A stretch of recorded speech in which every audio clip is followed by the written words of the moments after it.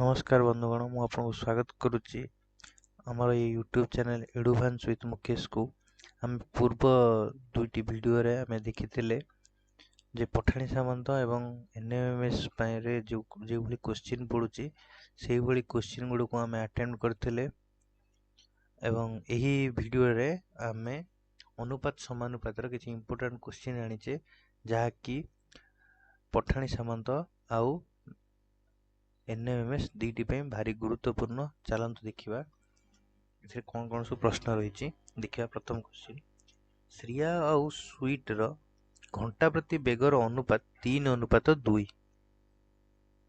टिके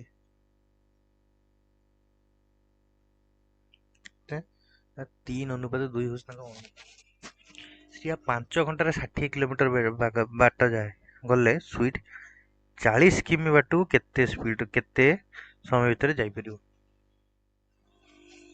दीची कौन ना 3:2 एटा विभिन्न बाटर आम कर दीटा बाटर आम कर प्रथम गोटे सर्ट बाट हूँ देख श्रिया जाऊँगी श्रिया आउ स्वीट रो स्वीट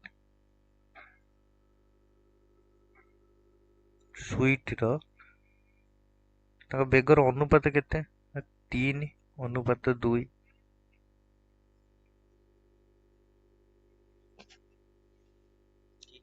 रे जाउछि तार हम गोटे कथा देखिबा श्रिया केते घंटा जाउछि केते किलोमीटर जाउछि 60 किलोमीटर जाउछि स्वीट केते किलोमीटर जीवार अछि 40 किलोमीटर बेगर अछि ये जो दूरतार 40 किलोमीटर जीवार अछि ये दूरतार ଯଦି ଆମେ ଅନୁପାତ ନେଇଯିବା ଦେଖିବା କେତେ ହଉଛି 60/40 ହେଇଗଲା 3:2 ଯଦି ଦୂରତା ବି 3:2 ରେ ଯାଉଛି ସେମାନଙ୍କର ବେଗର ଅନୁପାତ ବି 3:2 ତାହେଲେ ଏଇଟା ତ ନିଶ୍ଚିନ୍ତ ଭାବରେ ହବ ଯେ ଶ୍ରିୟା ଯଦି 5 ଘଣ୍ଟାରେ ବି ଯାଉଛି ସ୍ୱିଟ୍ ମଧ୍ୟ 5 ଘଣ୍ଟାରେ ସେତିକି ଗୋଟେ ଯିବ ହଁ ନା ନାଇଁ ମ ସ୍ୱିଟ୍ ବି ସେତିକି ସମୟ ନବ ଆନ୍ସର ହେଇଯିବ 5 ଇଏ ହେଲା ଗୋଟିଏ बाट 2 बा आम टाइप माने अलग प्रकार देखिए सॉल्व करी कौन केमती हम ना देख आम जब सरल भाव कर बेस लंग यहाँ तो था सर्ट ट्रिक केमती कौन हो दूरता जदि दी जनकर अच्छी 3:2 दूरता माने दूरता भी 3:2 हिसाब से अच्छी एवं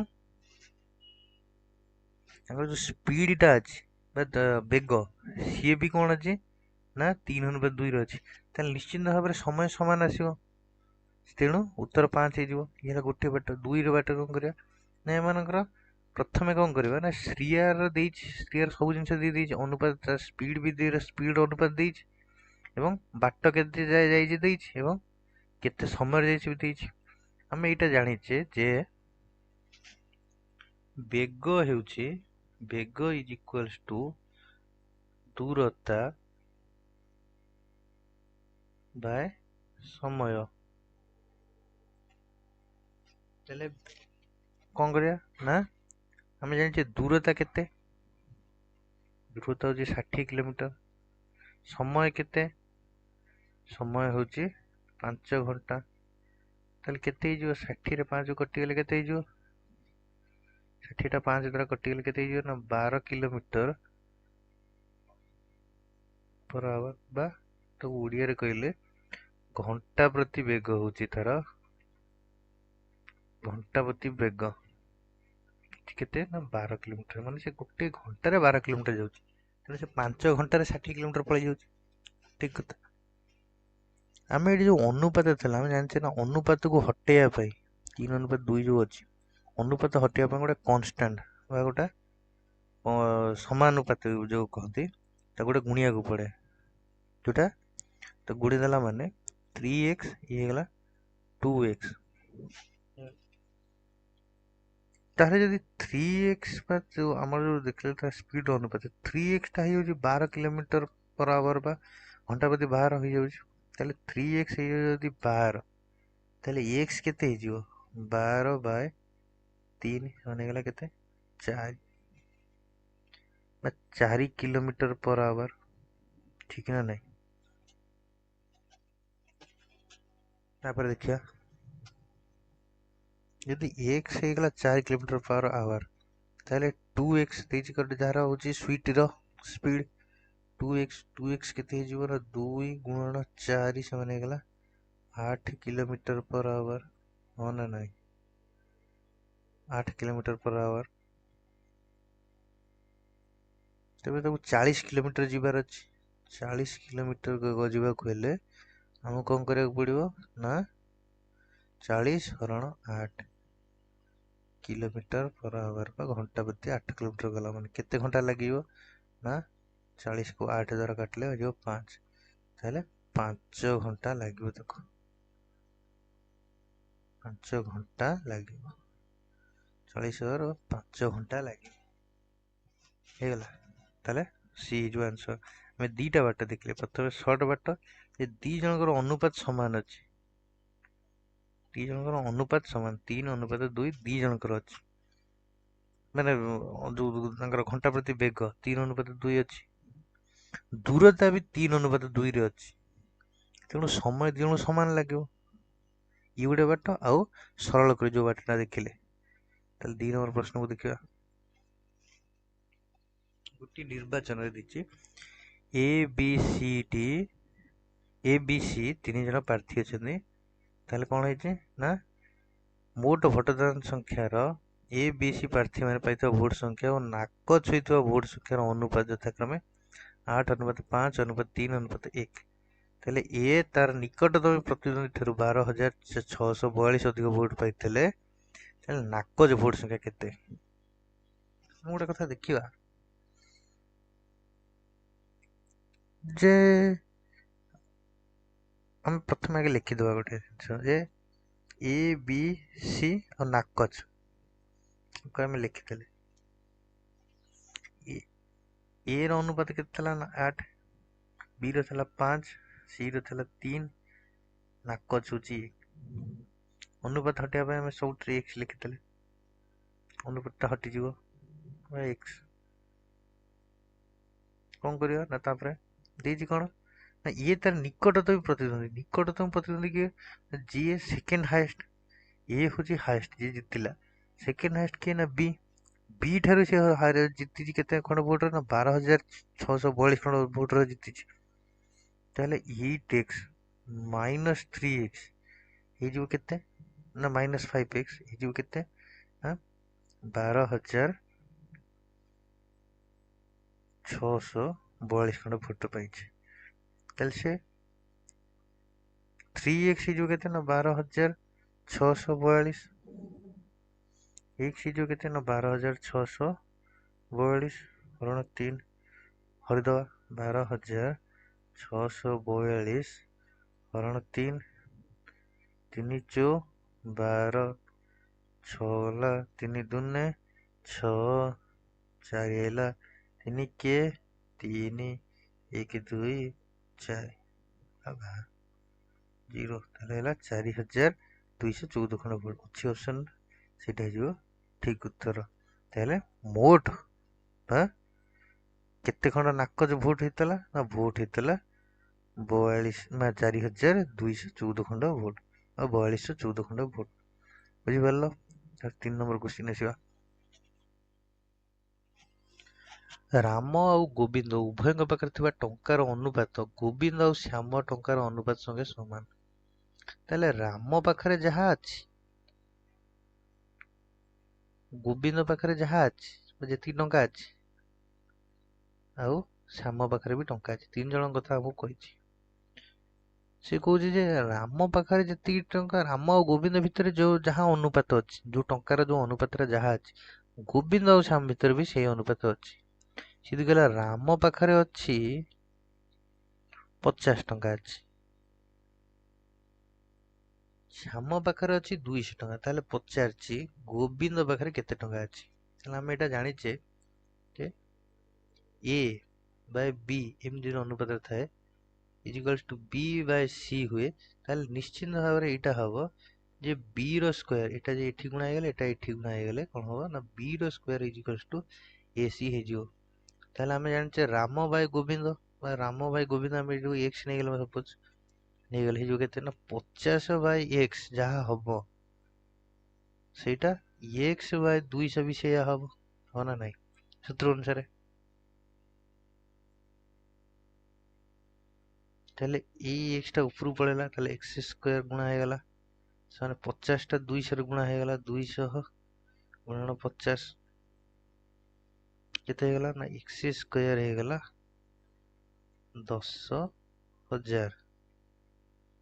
ତାହେଲେ x କେତେ ହେଇଯିବ ନା 10,000 ର ବର୍ଗମୂଳ କେତେ ନା 100, ଆନ୍ସର ଅଛି 100।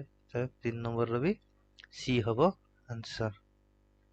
ବୁଝିପାରିଲ? ଏବେ ଦେଖିବା 4 ନମ୍ବର ପ୍ରଶ୍ନ। ଗୋଟିଏ ଗ୍ରାମରେ ଥିବା ବ୍ୟବସାୟୀ, କୃଷକ, ସରକାରୀ ଚାକିରିଆଙ୍କ ସଂଖ୍ୟାର ଅନୁପାତ 3:7:2। ଉଭୟ କୃଷକ ଓ ଚାକିରିଆ ମିଶି ଯଦି 495 ଜଣ ଥାନ୍ତି, ତେବେ ଏହି ତିନି ପ୍ରକାର ଲୋକଙ୍କର ମୋଟ ସଂଖ୍ୟା କେତେ? ଆମେ ଲିଖିଦେବା ଫାଷ୍ଟ ବ୍ୟବସାୟୀ ପାଇଁ ବ ଲେଖିଦେଲେ, କୃଷକ ପାଇଁ କ ଲେଖିଦେଲେ, ସରକାରୀ ଚାକିରିଆ ପାଇଁ ସ ଲେଖିଦେଲେ।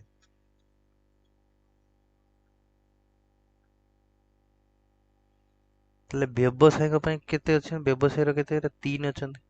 କୃଷକର କେତେ ଅଛନ୍ତି? 7 ଅଛନ୍ତି। ଆର ଅଛନ୍ତି 2। ଆମେ ଅନୁପାତ ହଟେଇବା ପାଇଁ ହେଲେ x ବସେଇଦବା, ଜାଣିଛ ତ x ବସେଇଦେଲେ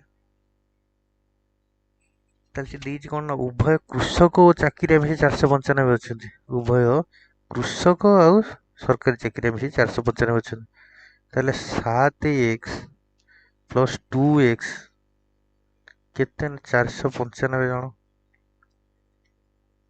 ତାହେଲେ ଇଏ ହେଇଗଲା କେତେ ନା 9x ଇଜିକାଲ୍ସ ଟୁ କେତେ ହେଇଗଲା 495, x ହେଇଗଲା କେତେ ନା 495 ବାଇ 9 କେତେ ହରିଦେଲେ ହେଇଯିବ 55, ହରିକି ଦେଖିବେ। ତାହେଲେ ଯଦି x ହେଇଗଲା 55, ସେ ପଚାରୁଛି ଟୋଟାଲ କେତେ ଥିଲେ ନା ମୋଟ ଥିଲେ। ମୋଟ କେତେ ଜଣ ଥିଲେ ନା 3x ପ୍ଲସ୍ 7x କେତେ ହେଲା 10x ପ୍ଲସ୍ 2 12x ଥିଲେ ଟୋଟାଲି ଲୋକ। ତାହେଲେ ଯଦି x ଟା ହେଲା 12, ତାହେଲେ 12x କେତେ ହେଇଯିବ? 12x ମାନେ ହେଇଯିବ 12 ଗୁଣନ 55। 12 ଗୁଣନ 55 କେତେ ହେଇଯିବ ନା 660। ଗୁଣିଦବା 55 ଗୁଣନ 12, 5 10 ରୁ 0 ରଖିନେଲା 1, 5 10 1 11, 110 ହେଲା 55, 0 6 6 660 ଆନ୍ସର ହେଇଯିବ ଏ 660। 5 ନମ୍ବର ପ୍ରଶ୍ନ ଦେଖିବା ଏବେ। 60 ଲିଟର ପାଣି ମିଶା କ୍ଷୀରରେ କ୍ଷୀର ଓ ପାଣିର ଅନୁପାତ 5:1। କ୍ଷୀରର ଟୋଟାଲ ପରିମାଣ କେତେ? ମୋଟ ପରିମାଣ କେତେ ଏଇଥିରେ ଅଛି? ମୋଟ କେତେ ନା 60 ଲିଟର। ଏଠି ଲେଖୁଛି କ୍ଷୀର, ଏଠି ଲେଖୁଛି ପାଣି, କ୍ଷୀର ଆଉ ପାଣି। 60 ଲିଟର ଯଦି ଅଛି 5:1 ରେ ଅଛି, 5:1 ଅନୁପାତ ହଟେଇବା ପାଇଁ ହେଲେ ଆମେ x ଗୁଣିଦବା ଦୁଇଟା ଜାଗାରେ, କାରଣ x ତାହେଲେ 5x ପ୍ଲସ୍ 1x, କ୍ଷୀର ପାଣି ତ ଦୁଇଟା ମିଶିଛି, ଆଉ କିଛି ତ ମିଶିନି। ତାହେଲେ 5x ପ୍ଲସ୍ x କେତେ ହେଇଗଲା? ମୋଟ ହେଇଗଲା 6x। 6x ହେଉଛି ଯଦି 60, ତାହେଲେ x କେତେ ହେଇଯିବ? 6x ଯଦି ହେଇଗଲା 60, x ହେଇଯିବ କେତେ ନା 60 ହରଣ 6 ସମାନ ହେଇଗଲା 10 ଲିଟର ହେଇଗଲା। 10 ଲିଟର କ୍ଷୀର ଥିଲା। ତାହେଲେ କ୍ଷୀର କେତେ ଥିଲା? 10 ଲିଟର ଟୋଟାଲ ଥିଲା, କ୍ଷୀର ପାଣି ମିଶ୍ରଣ। ତାହେଲେ କ୍ଷୀର କେତେ ହେଇଯିବ? 5x ଯଦି ଅଛି 5 ଗୁଣନ 10 ସମାନ କେତେ ହେଇଯିବ ନା 50। ଏଠି କେତେ ହେଇଯିବ ନା 10 ଲିଟର। ଏଠି ହେଇଗଲା 50 ଲିଟର, ଏଠି ହେଇଗଲା 10 ଲିଟର। ଓକେ,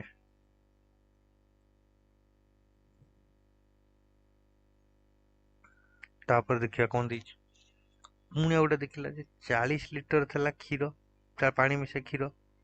ତାହେଲେ ଆମେ ଦେଖିବା ଫାଷ୍ଟ ଦେଖିବା କ୍ଷୀର, ତାପରେ ଦେଖିବା ପାଣି।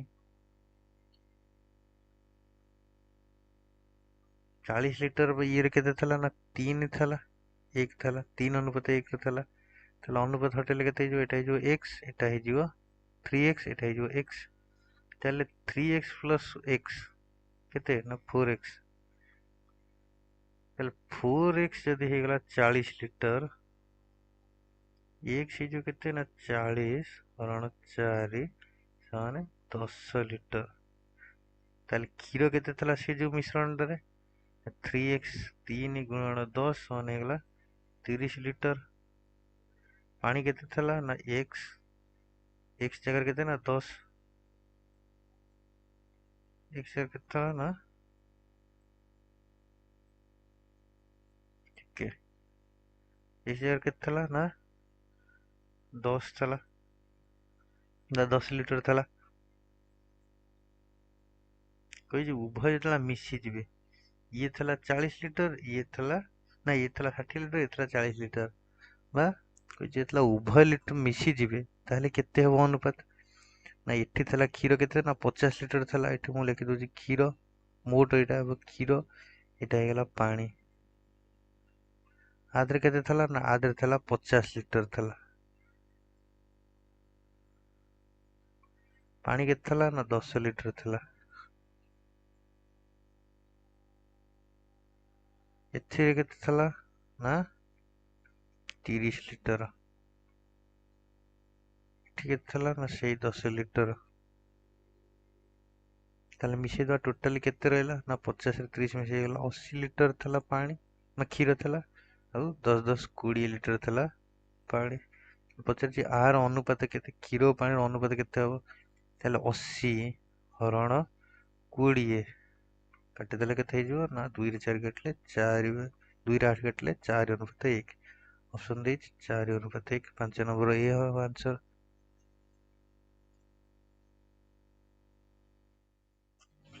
6 ନମ୍ବରଟା ଦେଖିବା।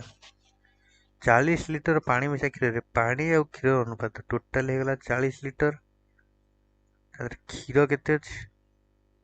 ଫାଷ୍ଟ ପାଣି ଦେଇଛି, ତ ପ୍ରଥମେ ପାଣି ଲେଖିବା। ପାଣି ଆଉ କ୍ଷୀର। ପାଣି ଦେଇଛି କେତେ ନା 5, ଇଏ ଦେଇଛି 3। ଅନୁପାତ ହଟେଇବା ପାଇଁ ହେଲେ x ବସେଇବା, ଏଠି ଗୋଟେ x ବସେଇବା। ଯଦି ନା ମିଶିକି 40 ଲିଟର, ତାହେଲେ ହେଇଗଲା କେତେ ନା 8x 5x ପ୍ଲସ୍ 3x ହେଇଗଲା 8x। 8x ହେଇଗଲା 40 ଲିଟର, ତାହେଲେ x କେତେ ହେଇଯିବ? ମାନେ 40 ହରଣ 8 କେତେ ନା 5 ଲିଟର। x ହେଇଗଲା କେତେ 5 ଲିଟର। ତାହେଲେ ଏତେ ଟୋଟାଲ କେତେ କ୍ଷୀର ଥିଲା ନା 5x ଥିଲା।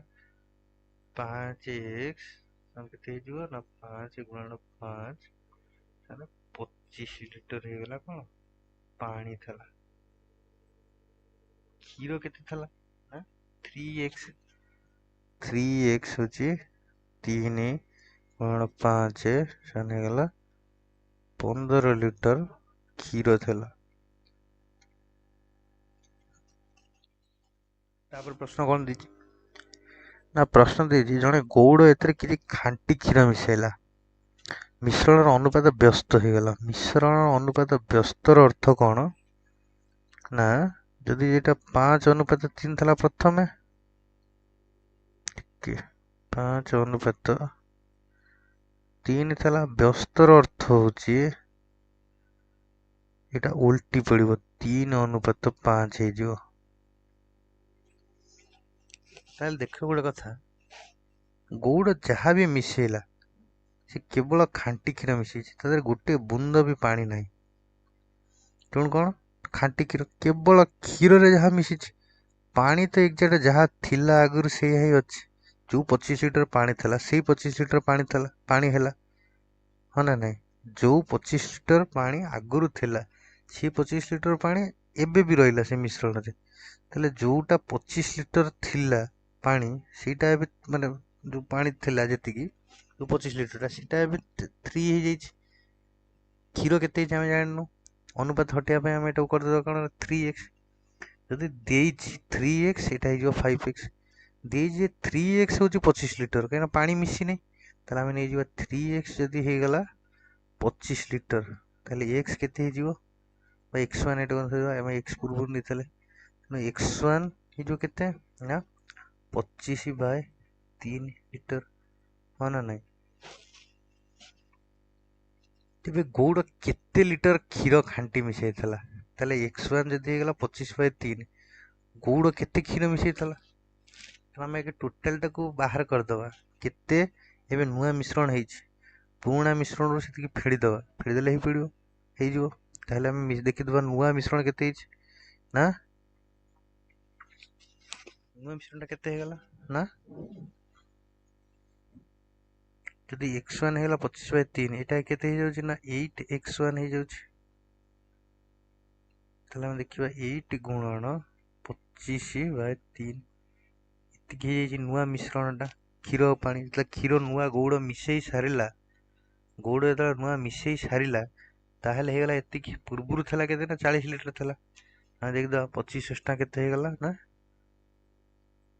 200 हरण 3 लीटर हे जाइछि एबे नुआ मिश्रण ताहेले केते क्षीर मिसिछि ना 200 हरण 3/40 फेडी देले हे जो एटा अधिका अछि ताले केते हे जो ना 200 टन केते हे ना 200 3 टा एपडू पळे आसीबो 200 हरण 200 माइनस 120/3 केते हेगला ना 80/3 80/3 अर्थ कोन ना 80 हरि दबा तो 80/3 नाही ताले 80 के काटी देला माने 3 रे 3 दुने 6 2 0 318 आगे से पड़ला 2 26 पूर्ण 2 विभक्त को 3 ताले हेगला 26 पूर्ण 2 विभक्त को 3 लीटर क्षीर गौड़ मिसई ताले अछि 26 पूर्ण 2 विभक्त को 3 नै जबा एटा आंसर तापर क्वेश्चन देखिया बुझी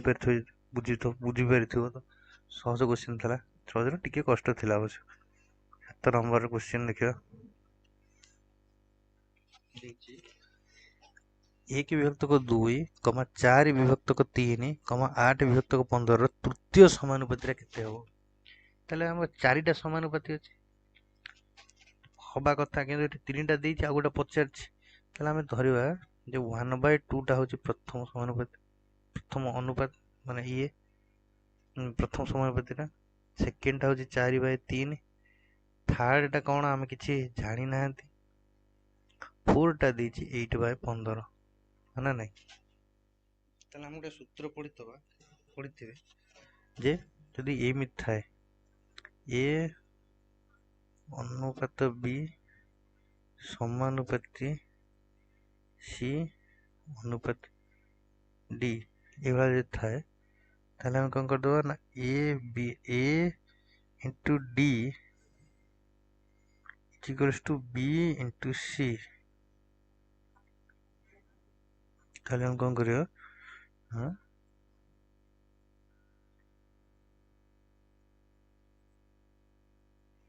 कोन करियो ना देखिबा एठी ना देछि केते ना 1/2 हम गुणी दबा इंटू 8/15 जहा 4 विभक्त को 3 एटा गुणा हेगला एटा गुणा हे जो 4/3 गुणन x या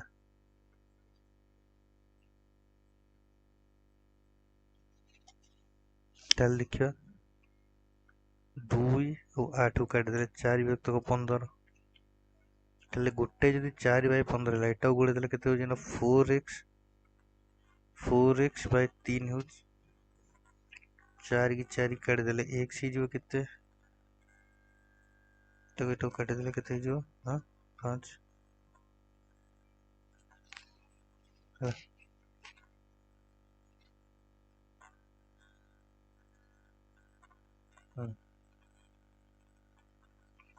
ताले x टा केते बाहर पड़ियो हां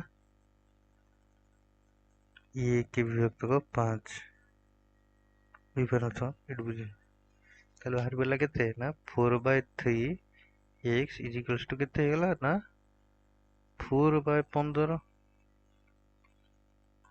ताले 4 टा कटि गला x हेगला केते ना 3 टा ऊपर पळेला 3 टा ऊपर पळेला x इज इक्वल्स टू 3/15 काट देले केते जो 1/5 ताले x रो मूल्य केते तो x/5 हम x को धरते तृतीय समानुपाती ताले जो 1/5 8 नंबर क्वेश्चन टा देखिया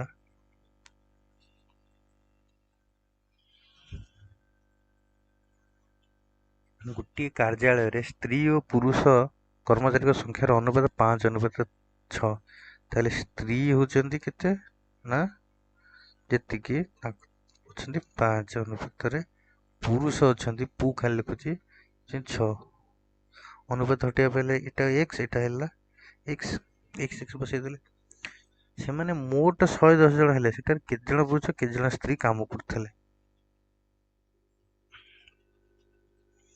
ତାହେଲେ କେତେ ହେଲା ମୋଟ କେତେ ନା 5x + 6x ହେଇଗଲା 11x।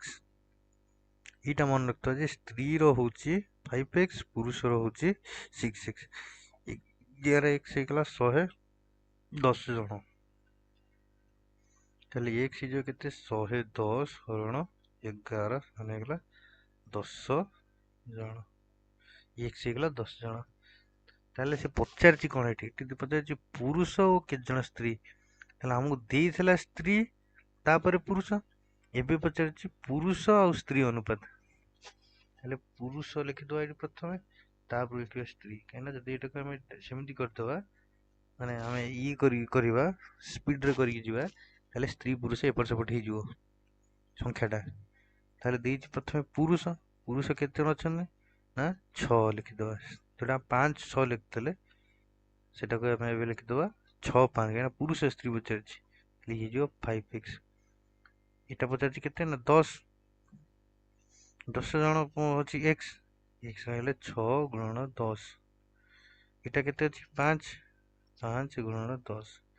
କେତେ ଜଣ ଅଛନ୍ତି ପୁରୁଷ ଅଛନ୍ତି 60 ଜଣ, ସ୍ତ୍ରୀ ଅଛନ୍ତି 50 ଜଣ। ଆହୁରି ଗୋଟେ ବାଟ ହେଇଥାନ୍ତା ଯଦି ଦେଇଛି ଏଠି ମୋଟ 110 ଜଣ ଅଛନ୍ତି, ଏମିତି ତ ବୁଝିପାରୁଥିବ। ତାର ଏଟା ଗୋଟେ ସର୍ଟ ଟ୍ରିକ୍ ଦେଖ, 110 ଜଣ ଅଛନ୍ତି, କେତେ ଜଣ ପୁରୁଷ କେତେ ଜଣ ସ୍ତ୍ରୀ କାମ କରୁଛନ୍ତି। ତାହେଲେ ପୁରୁଷ ବି ଅଛନ୍ତି ସ୍ତ୍ରୀ ବି ଅଛନ୍ତି, ଆଉ କିଛି ନାହାନ୍ତି। 110 ଜଣ ଯଦି ଅଛନ୍ତି, ତାହେଲେ ଆମେ ଅପସନ କୁ ଦେଖିବା 70 ଆଉ 50 ମିଶିଗଲେ ଏଟା କେତେ ହେଇଯାଉଛି 120। ସି ଦେଖିବା 60 + 40, ଇଏ କେତେ ହେଇଗଲା ନା 100। ଇଏ ତ ହବ ନା, ଏ କଟିଗଲା ସି କଟିଗଲା।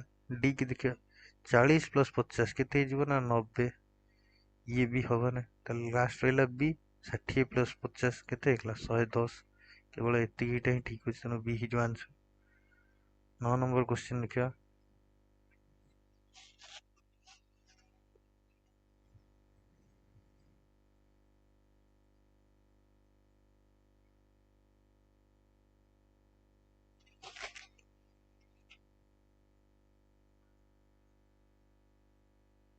ଖାଲି ଦେଇଛି ଗଣିତ ଅଲମ୍ପିଆଡ ପୁସ୍ତକରେ ଅନୁପାତ ସମାନୁପାତ ବିଷୟର ଆରମ୍ଭ ପୃଷ୍ଠା ଓ ଶେଷ ପୃଷ୍ଠାଙ୍କ ମଧ୍ୟରେ ଅନୁପାତ ହଉଛି 5:12। ଏହି ବିଷୟଟି ବହିର 21 ଫର୍ଦ୍ଦରେ ଲେଖା ହୋଇଛି, ତେବେ ଏହି ବିଷୟର ଆରମ୍ଭର ପୃଷ୍ଠାଙ୍କ କେତେ। ତାହେଲେ ଦେଇଛି ଆରମ୍ଭ ପାଇଁ ଆ ଲେଖିଲ, ତେବେ ଶେଷ ପାଇଁ ସେ ଲେଖିଲି। ଆରମ୍ଭ ଦେଇଛି 5 ଅନୁପାତ ଦେଇଛି, ଶେଷର ଅନୁପାତ ଦେଇଛି 12। ତାହେଲେ ଆମେ ଅନୁପାତ ଉଠିବା ପାଇଁ x କରିଦେଲେ। ଦେଇଛି ଏ ବହିଟି 21 ଫର୍ଦ୍ଦରେ ଲେଖା ହେଇଛି, ତାହେଲେ ଗୋଟେ ଭାବ ଯୋଉଠୁ ଆରମ୍ଭ ହେଇଥିବ ଶେଷ କେବଳ ସେତିକି ଦେଇଛି 21 ପେଜ। ତାହେଲେ ଯଦି ଆମେ ଶେଷରୁ ଆରମ୍ଭକୁ ଫେଡ଼ିଦବା,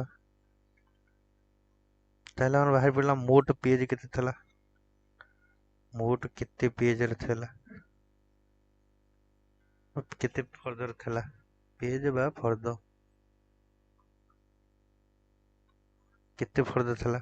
ତାହେଲେ ଶେଷ ଥିଲା କେତେ ନା 12x, ଆରମ୍ଭ ଥିଲା 5x, ତାହେଲେ ହେଲା କେତେ ନା 7x।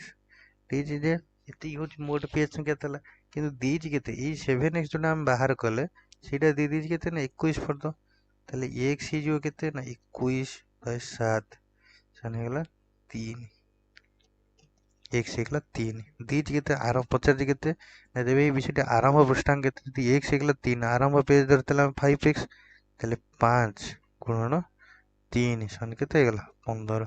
ତାହେଲେ 15 ନମ୍ବର ପେଜରୁ ଆରମ୍ଭ ହେଇଥିଲା ଏ ବିଷୟଟା। 10 ନମ୍ବର କ୍ୱେଶ୍ଚିନ୍ ଦେଖିବା। ଏ ଟଙ୍କାର 1/3, ବି ଟଙ୍କାର 1/4, ସି ଟଙ୍କାର 1/5 ସମାନ ହେଲେ ସେମାନଙ୍କର ଟଙ୍କାର ଅନୁପାତ କେତେ। ଏ ର ଯୋଉଟା 1/3 ବା a/3 ସମାନ ହଉଛି କାହାର ନା b ର 1/4। b बाय 4 सहित समान c ର କାହା ସହିତ ସମାନ ନା 1 ପଞ୍ଚମାଂଶ ସହିତ ସମାନ ହଁ ନା ନାଇଁ ଯଦି ହେଲା ତାହେଲେ ଆମେ ଗୋଟେ କଥା ଦେଖିବା ତେବେ ସେମାନଙ୍କ ଟଙ୍କାର ଅନୁପାତ କେତେ ତାହେଲେ ଟଙ୍କାର ଅନୁପାତ ନିଶ୍ଚିନ୍ତ ଭାବରେ ଯଦି ଏ ପାଖରେ ସପୋଜ ମୁଁ ଧରୁଛି 3 ଟଙ୍କା ଥାଏ b ପାଖରେ 4 ଟଙ୍କା ଥାଏ c ପାଖରେ 5 ଟଙ୍କା ଥାଏ ତାହେଲେ ଇଏ କଟିଯିବ 3 ରେ 3 କଟିଯିବ 4 ରେ 4 କଟିଯିବ 5 ରେ 5 କଟିଯିବ ତାହେଲେ ସମସ୍ତଙ୍କ ପାଖରେ ଟଙ୍କା ହିଁ ନଖା ରହିବ ସମାନ ହେଇଯିବ ତେଣୁ ଆନ୍ସର ହେଇଯିବ କେତେ ନା ଏ 3 ଅନୁପାତ 4 ଅନୁପାତ 5 ହଁ ନା ନାହିଁ ତାହେଲେ ହେଇଯିବ ଉତ୍ତରଟା ସଠିକ ଥିଲା 3 ଅନୁପାତ 4 ଅନୁପାତ 5 ସେମାନଙ୍କ ଟଙ୍କାର ଅନୁପାତ ଥିଲା ଏତିକି ଥିଲା ଆଜିର ପ୍ରଶ୍ନ ଏ ପ୍ରଶ୍ନ ଗୁଡ଼ିକ ଲାଗୁଛି ମୋ ହିସାବରେ ବହୁତ ଭଲ କ୍ୱେଶ୍ଚିନ୍ ଥିଲା ଏବଂ ତୁମମାନେ କିଛି ନୂଆ ଜାଣିଥିବ ଏବଂ ତୁମମାନଙ୍କୁ ଯଦି ଏ ଭିଡ଼ିଓଟି ଭଲ ଲାଗିଥିବ ତାହେଲେ ଲାଇକ୍ ସେୟାର ଆଉ ସବସ୍କ୍ରାଇବ୍ କର ଏବଂ ଭିଡ଼ିଓଟିକୁ ପୁରା ଆରମ୍ଭରୁ ପୁରା ଶେଷ ପର୍ଯ୍ୟନ୍ତ ଦେଖ ଏବଂ ସେଠି ସବସ୍କ୍ରାଇବ୍ ପାଖରେ ଗୋଟେ ବେଲ୍ ଆଇକନ୍ ଥିବ ସେ ବେଲ୍ ଆଇକନ୍କୁ ଚିପିକି ସବସ୍କ୍ରାଇବ୍ କରନ୍ତୁ ତ ଯେବେ ବି ନୂଆ ଭିଡ଼ିଓ ପଡ଼ିବ ଆପଣଙ୍କୁ ଏଇଟା ଆସିବ